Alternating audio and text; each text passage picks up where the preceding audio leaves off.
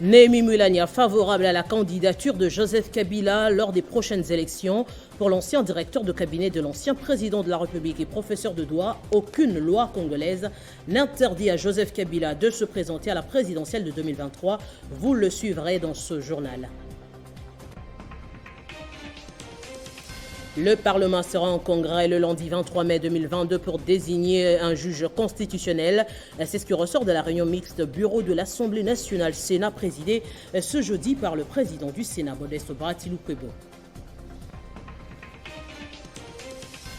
30 juin sera célébré à la place Échangeur où est en train d'être construit le mausolée qui recevra les reliques de Lumumba. Le Premier ministre a effectué une visite d'inspection ce jeudi. Au Collège de hautes études de stratégie et de défense CHESD, les opérations onusiennes face au défi de la régionalisation des forces parallèles et l'externalisation a été le thème du séminaire ouvert ce jeudi à l'intention des FARDC. Plus d'inquiétude sur la question des respirateurs dans les hôpitaux en RDC. Le gouvernement, avec l'appui de la Banque mondiale, a présenté ce jeudi les usines de production d'oxygène d'une capacité de 53 bouteilles de litres par jour, 8 usines pour 5 provinces de la RDC. Après les titres, place au développement. Mesdames, Messieurs, bienvenue. Joseph Kabila peut-il être candidat à la prochaine élection présidentielle? Le sujet n'a pas fini d'être décortiqué par la classe politique et par les hommes de science. Pour Némi Mulania, aucune loi congolaise n'interdit à Joseph Kabila de se présenter à la présidentielle de 2023. On écoute l'ancien directeur de cabinet du président honoraire interrogé par nos confrères de Radio Kapi.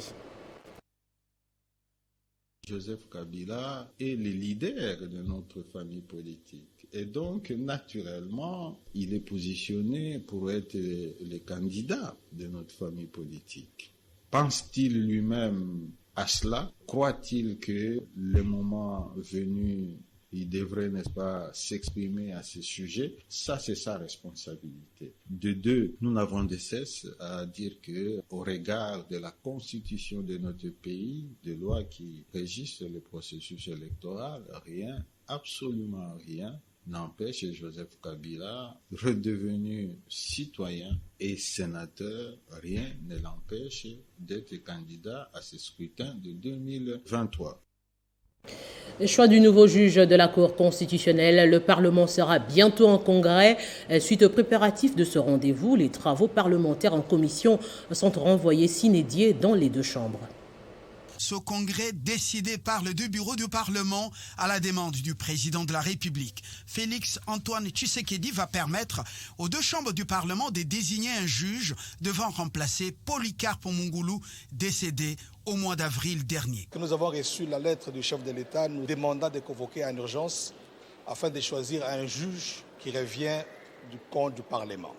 La réunion de ce jeudi a également permis aux deux bureaux du Parlement d'évoquer la question de la proposition de loi électorale déclarée recevable par la plénière de l'Assemblée nationale et qui est actuellement en toilettage à la commission politique, administrative et juridique de la Chambre basse.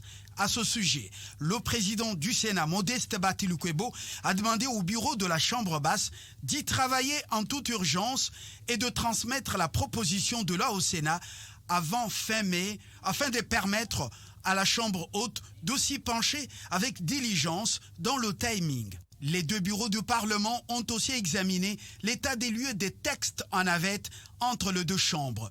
Ils ont convenu de mettre en place une commission mixte paritaire Assemblée nationale-Sénat pour harmoniser les vues sur la loi portant création, organisation et fonctionnement de l'Agence nationale de lutte contre la corruption. Le mausolée de Patrice Emery Lumumba sera prêt avant le 30 juin, date de la célébration de l'indépendance du pays. Ce sont les assurances des architectes commis à ces travaux à Saint-Malou-Kondé. Ce jeudi, le Premier ministre a effectué une visite d'inspection du chantier où s'effectuent les travaux de construction de ce mausolée à la place Échangeur dans la commune de Limité. Le gouvernement de la République ne ménage aucun effort pour que le mausolée du tout premier ministre de la République Feu Patrice Emery Lumumba soit prêt avant le 30 juin 2022, date commémorative de l'indépendance, mais également une date choisie pour recevoir les reliques du héros national. C'est dans cette perspective que le Premier ministre Jean-Michel Samaloukonde a effectué ce jeudi, à la place échangeur de Limete, une visite d'inspection des travaux de construction de ce grand mémorial. C'était en présence de quelques membres du gouvernement, dont la ministre de la Culture, Art et Patrimoine, le ministre de la Communication et Médias, le gouverneur de la ville-province de Kinshasa et le bourgmestre de la commune de Limete. Aussitôt arrivé sur les sites où sont effectués les travaux, le chef du gouvernement, qui a bien voulu s'imprégner de l'évolution des travaux pour s'assurer du respect du délai fixé pour la livraison des ouvrages, a reçu les explications claires de l'architecte Alex Chamala du bureau d'études d'aménagement et de l'urbanisme du ministère des Infrastructures et Travaux publics. C'est ce bureau d'études qui assure la supervision des travaux exécutés par l'entreprise chinoise SZTC. Se confiant à la presse, après avoir visité la salle des reliques, le Premier ministre se réjouit de l'évolution positive des travaux qui pourront bientôt s'achever. Sur ces chantiers, plusieurs ouvrages sont en train d'être aménagés en vue d'offrir un site digne au tout premier Premier ministre de la RDC, à en croire l'architecte et les responsables de l'entreprise qui exécute les travaux. Le mausolée sera livré avant le 30 juin 2022, ce qui pourra permettre de tenir la cérémonie relative à la réception des reliques de Patrice Emery Lumumba. Il faut noter que les travaux sont financés par le gouvernement de la République et on retrouvera, entre autres, le nouvel emplacement du monument de Patrice Emery Lumumba, la verdure, les billetteries sanitaires, la salle de reliques, la chaussée, les locaux techniques, etc.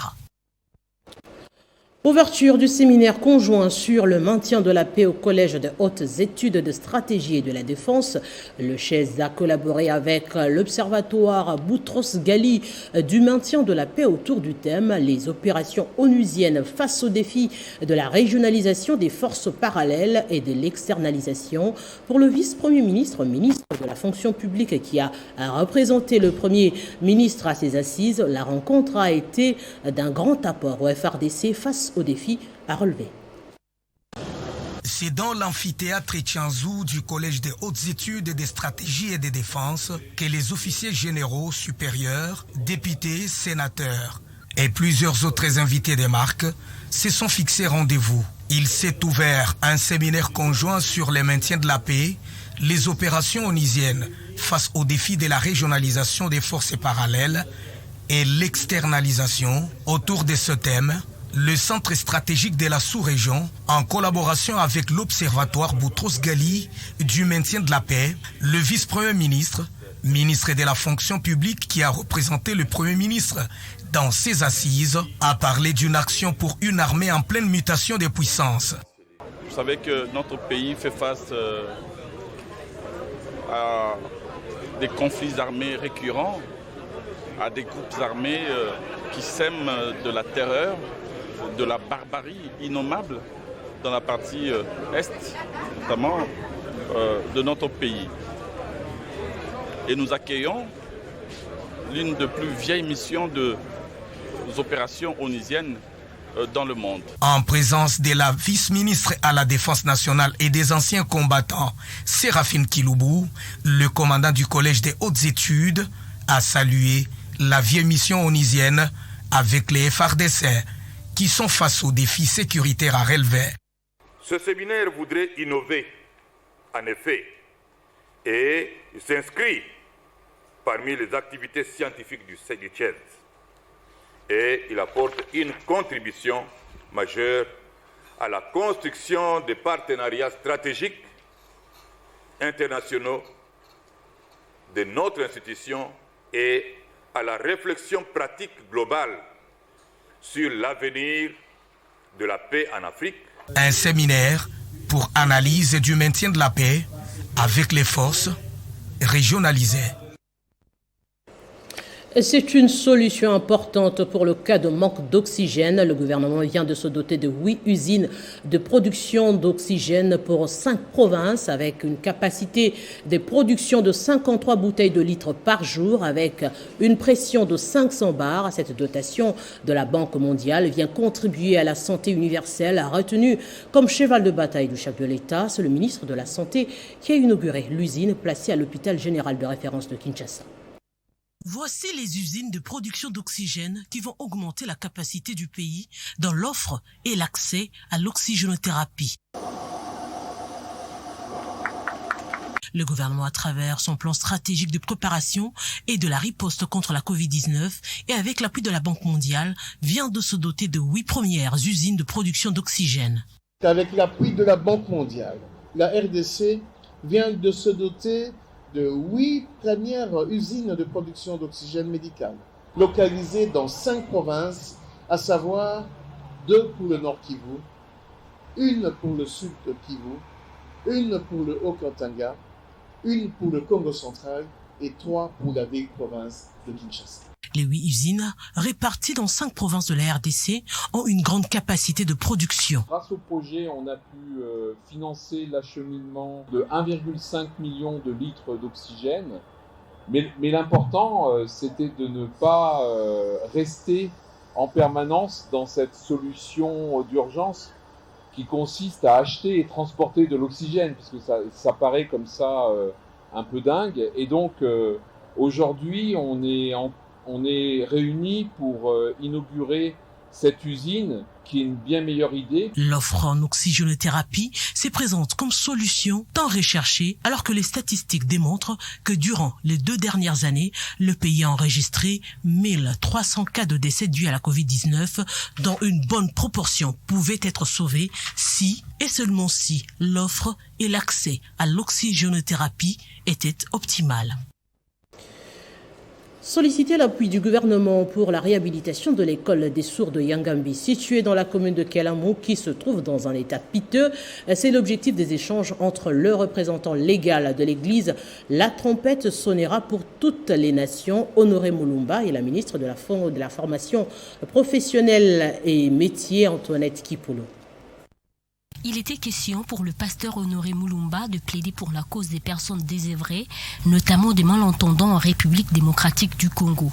L'hôte de la ministre de la Formation professionnelle et métier est aussi venu solliciter l'appui du ministère de la Formation professionnelle pour la réhabilitation de l'école des sourds de Yangambi dans la commune de Kalamou, qui encadre des sourds à l'état de délabrement aujourd'hui, après avoir été légué à l'État congolais par un missionnaire sourd noir américain décédé il y a plus d'une décennie aux États-Unis d'Amérique par crash d'avion.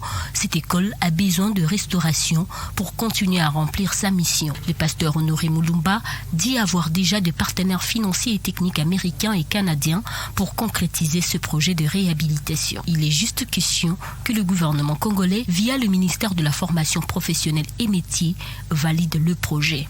Travailler avec beaucoup de sourds muets aujourd'hui qui sont devenus des enfants de la rue, comment les récupérer, n'est-ce pas, pour qu'ils puissent suivre des formations professionnelles. Voilà pourquoi nous sommes venus voir son Excellence, Madame le ministre, pour qu'elle puisse nous aider, nous accompagner à réaliser ce programme des sourds qui devient très important maintenant. Pour sa part, la patronne de la formation professionnelle et métier, Antoinette Kipulu Kabenga, a émis le vœu de voir ce projet se concrétiser dans un bref délai.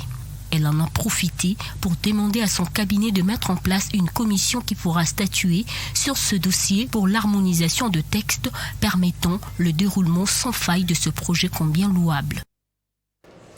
L'association socioculturelle Iwende, regroupant les originaires du territoire de Kalemi, se félicite de la tenue à Lubumbashi du Forum pour la paix, mettant autour d'une table les fils et filles du Grand Katanga. Cette association fustige cependant le fait qu'elle n'ait pas été invitée à ces assises alors qu'elle constitue l'une des grandes communautés du Katanga. Saluons l'initiative citoyenne de Monseigneur Fulgence Muteba Mugalu, celle ayant permis de réunir les filles et fils de l'espace Grand Katanga. Ces forums concourent à la paix afin de permettre aux communautés vivant dans notre espace commun d'établir le vivre ensemble en vue de faire face aux multiples défis pour le développement de la terre que Dieu nous a tous donnée en ce moment où le pays a grandement besoin de cette même unité, au risque de plus en plus évident de dissiparité, cette messe noire qui devient en point sans douter un enjeu pour la survie de notre pays, la RDC. Si pour les organisateurs de ces forums, l'objectif recherché serait d'aider tous les Katangaises et Katangaises à oublier les querelles internes, à se pardonner mutuellement et regarder dans la même direction, l'actuel de ces assises, qui nourrit des sinistres envies politiques, qui sous-tend à porter de l'unité de l'espace katangais, est pour nous de plus en plus questionnable. Peut-on plaider en faveur de l'unité katangaise et ne pas supporter voir présente dans ce forum toute une grande communauté Olo-Olo, regroupant les originaires de Kalemi, chef-lieu de la province du Tanganyika, au profit de notre patrimoine commun? Quelle est donc cette réconciliation qui peut se faire sur les Katanga sans la présence de la communauté Olo-Olo qui, jusqu'à ce jour, est la plus marginalisée depuis 1960? Pour l'unité de la famille katangaise, personne n'est inutile et ce tout mis ensemble constituera une force invincible et indivisible. L'ambassade américaine en RDC a procédé ce jour à la remise de bourses d'études Mandela Washington Fellowship à 17 finalistes congolais. La cérémonie s'est déroulée au Centre culturel américain de la Gombe. Le programme de bourse est destiné aux jeunes de l'Afrique subsaharienne et consiste en une série de formations en leadership. Ils sont au total 17 jeunes Congolais venus de 6 provinces à recevoir la bourse Mandela Washington Fellowship. Une bourse accordée par le gouvernement américain aux jeunes de l'Afrique subsaharienne qui évoluent et se démarquent dans divers domaines. Ce réseau boursier compte plus de 5000 anciens bénéficiaires et 500 jeunes africains. Après lecture des biographies des boursiers de l'édition 2022, place aux objectifs fixés par ces jeunes qui seront formés pendant 6 semaines dans différentes universités américaines. Tous se sont déterminés à aller apprendre et approfondir leurs connaissances et profiter de l'expérience américaine afin de la mettre au bénéfice de la population congolaise. Cette action est le fruit du partenariat de la paix et du développement entre les États-Unis d'Amérique et la République démocratique du Congo. Journée scientifique et pédagogique à l'Institut supérieur des commerces ce jeudi, un panel sous le thème « L'environnement et l'empowerment » dirigé par la fondatrice de l'ASBL Oumoué, à laquelle était associé l'Office national du tourisme. L'objectif de ce panel est de sensibiliser les jeunes filles sur l'autoprise en charge et la protection de l'environnement pour l'assainissement de la ville. Ne vous mettez pas dans de pratiques impossible ou malsaine pour passer des classes.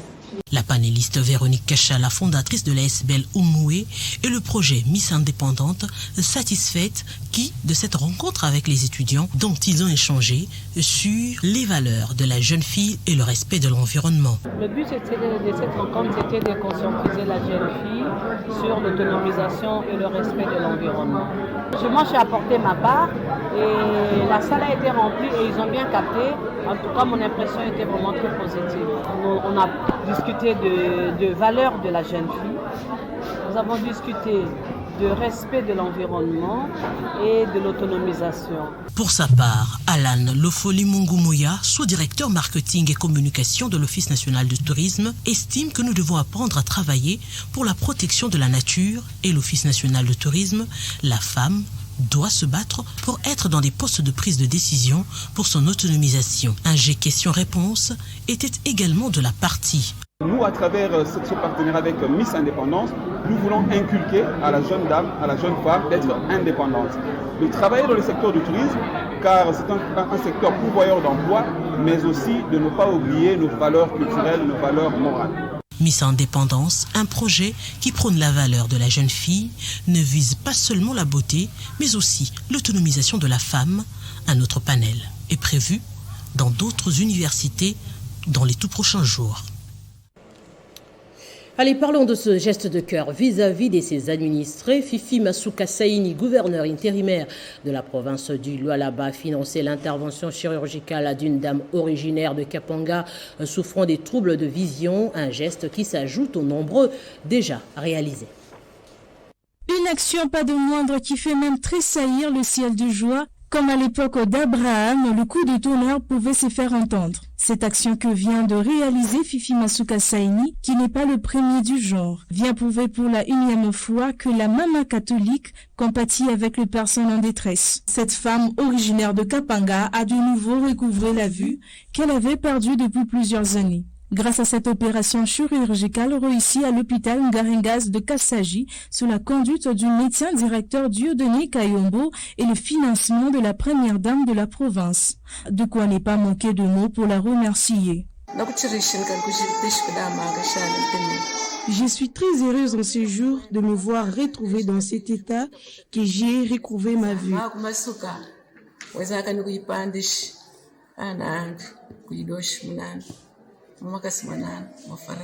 Après avoir appris que maman Fifi Masuka Saini est en train d'aider beaucoup de gens, comme Moïse avait fait sortir les enfants d'Israël de l'Égypte, et à l'instar de Jésus qui avait aidé l'aveugle Naaman à recouvrer la vue.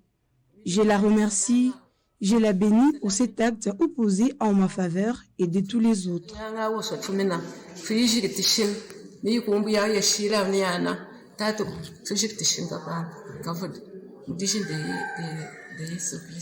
L'intérieur de la province du Lualaba est impacté par les actions que mène Madame le vice-gouverneur et difficile à être dénombré qui concourt au bien de la population locale.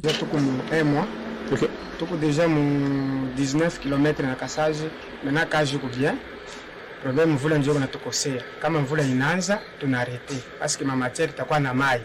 Hakuna namna kuitravailler. Hapa tunatoka Kassaji vers Musumba. Fifi Masuka Saini se range derrière la vision d'aigle que incarne le chef de l'État.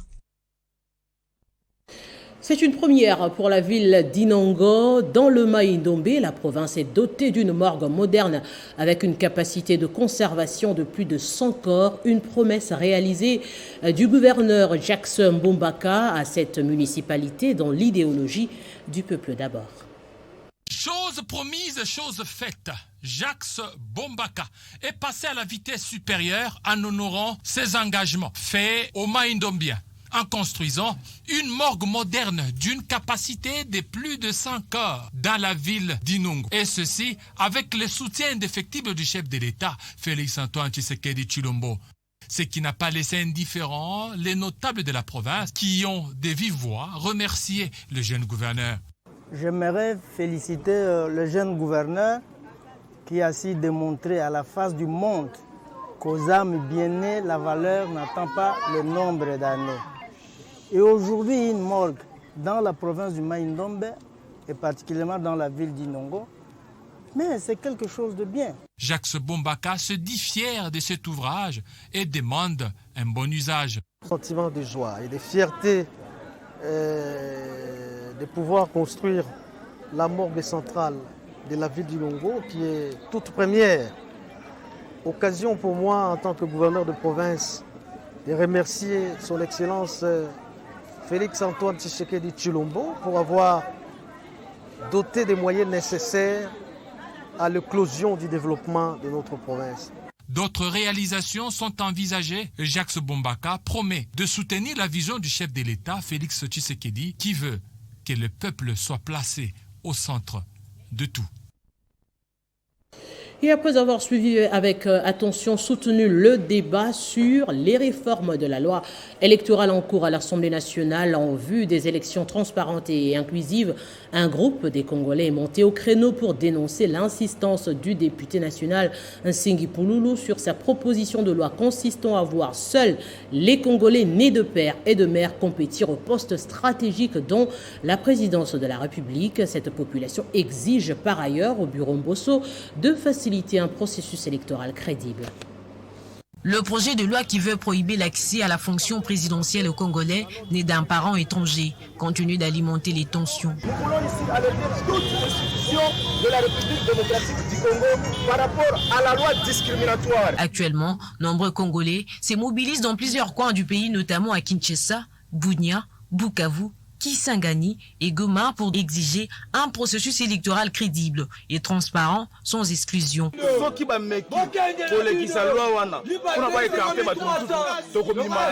C'est le cas de cette population visiblement très en colère qui apporte son soutien au président national d'ensemble, Moïse Katumbi. Nous sommes la population quinoise. Nous sommes très sidérés de la manière dont nous voyons les mécanismes bien planifiés par nos députés nationaux au sein de l'Assemblée nationale, cherchant à créer à réviser la loi électorale qui veut écarter les autres. Et quand je dis écarter les autres, ici je cite, ils veulent écarter le président Moïse Katumbi aux élections de 2023. Nous disons non et non. S'ils veulent entamer cette procédure-là d'écarter notre candidat, que nous, la population quinoise, nous avons opté pour les élections de 2023, ils vont nous retrouver dans leur chaîne. Alors que cette proposition de loi divise des Congolais, son initiateur insiste sur sa prise en compte, car selon lui, les critères d'éligibilité d'un président de la République ne relèvent pas de la Constitution, mais plutôt de la loi électorale. Et des passages à Fongoromé, le bourgmestre de la commune de Likasi a eu un entretien avec le chef d'établissement des écoles du secteur catholique. L'homme les a encouragés à appuyer les efforts du chef de l'État en ce qui concerne la gratuité de l'enseignement. Olivier Kiboko, bourgmestre de la commune de Likasi, est allé à la rencontre ce mercredi 19 mai 2022 des enseignants du secteur catholique du territoire de Lubudi pour un bref entretien sur les activités scolaires des enseignants dans cette partie de la province de Lualaba. Le leader politique de Fongoromé, l'honorable Olivier Kiboko Mnongo Moussiri, avec dans sa suite quelques membres de sa fondation, a saisi l'occasion pour remettre 1000 pièces de pagne aux chefs des établissements scolaires au bénéfice des encadreurs de toutes les écoles conventionnées catholiques du territoire de Lubudi. Un geste de bienveillance salué par l'abbé Narcisse Kikondé, coordonnateur des écoles conventionnées catholiques de cette entité. Chers collaborateurs, nous avons la joie de recevoir le bourgmestre de la commune d'Elikasi, qui est de passage et qui a voulu vous saluer et vous dire un mot. Vous qui êtes notamment les encadreurs de nos enfants dans notre territoire et dans notre juridiction. L'envoyé de Félix-Antoine Tshisekedi Tshilombo a donc tenu à encourager le personnel enseignant rassemblé dans la salle auditorium de Lupeto pour leur engagement et leur assiduité dans la matérialisation de la gratuité de l'enseignement, comme voulu par le surnommé Fachi Béton, président de la République. Il m'a laissé entendre que le 28 atakuya na bamwarimu pamoja kumfunguru. Mara ya kwanza archevêque atakuya kurencontre ya bamwarimu. Niile kama mutarusu nilipendelea siku tuweshe bote mutenu mu uniforme. Le passage du bourgmestre de la commune de Likasi, province du Haut-Katanga, précède bien entendu la visite pastorale de l'archevêque métropolitain de Lubumbashi, Fulgence Muteba, prévue pour le 28 mai 2022. À cette occasion, il a invité les habitants de Fongoromé à lui réserver un accueil digne de son rang. Allez, place au rappel des principaux titres. Némi Mulania favorable à la candidature de Joseph Kabila lors des prochaines élections. Pour l'ancien directeur de cabinet de l'ancien président de la République et professeur de droit, aucune loi congolaise n'interdit à Joseph Kabila de se présenter à la présidentielle de 2023. Vous l'avez suivi dans ce journal. Le Parlement sera en congrès le lundi 23 mai 2022 pour désigner un juge constitutionnel. C'est ce qui ressort de la réunion mixte bureau de l'Assemblée nationale Sénat présidée ce jeudi par le président du Sénat, Modeste Bahati-Lukwebo. 30 juin sera célébré à la place Échangeur où est en train d'être construit le mausolée qui recevra les reliques de Lumumba. Le Premier ministre a effectué une visite d'inspection ce jeudi.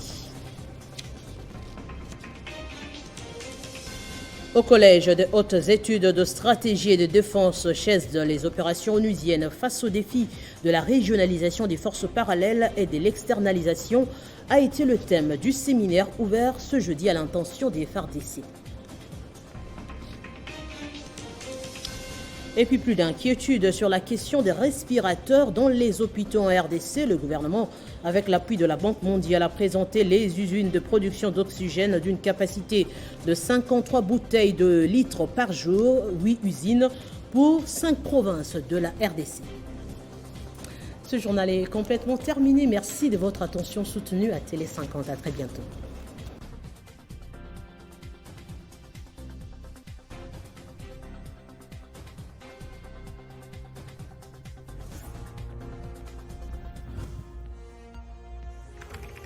L'actualité reste incontinue.